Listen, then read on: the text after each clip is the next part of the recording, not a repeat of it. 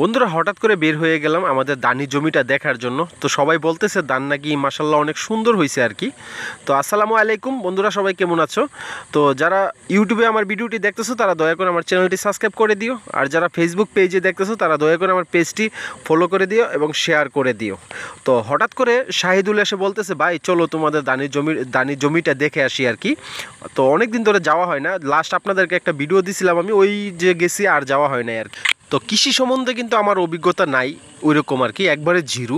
তো তাই আমি শাহিদুলকে আশেপাশে রাখি আর কি, যেহেতু আমার শাহিদুলকে এখন উস্তাদ মানতে হবে।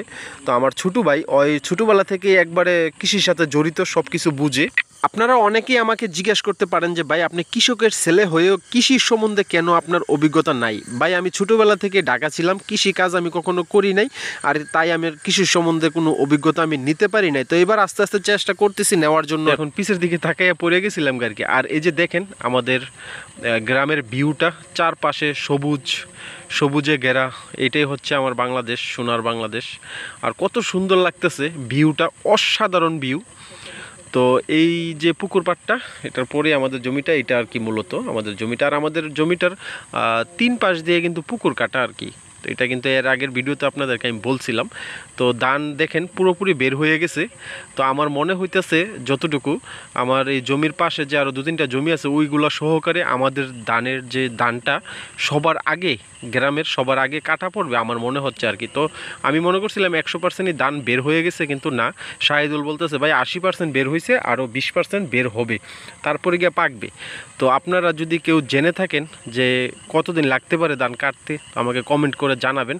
আর ধানের জমিটা আমাদের খুব ভালো লাগতেছে আর কি, খুব সুন্দর লাগতেছে, অনেক সুন্দর। তো এর আগে আপনাদেরকে আমি একটা আমাদের এই ধানি জমিটার একটা ভিডিও দিছিলাম।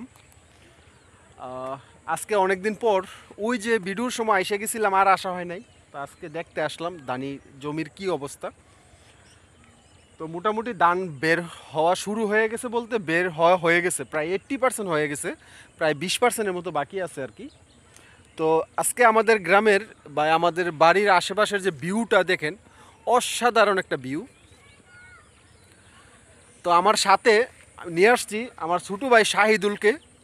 তো শাহিদুল এই ভিউটা দেখে বলতেছে, ভাই যারা ফেসবুকে দেখতেছেন ভিডিওটি তারা দয়া করে আমার ফেসবুক পেজটি ফলো দিয়ে দিবেন। যারা এখন পর্যন্ত ফলো দিয়ে দিয়েছেন তাদেরকে অনেক ধন্যবাদ।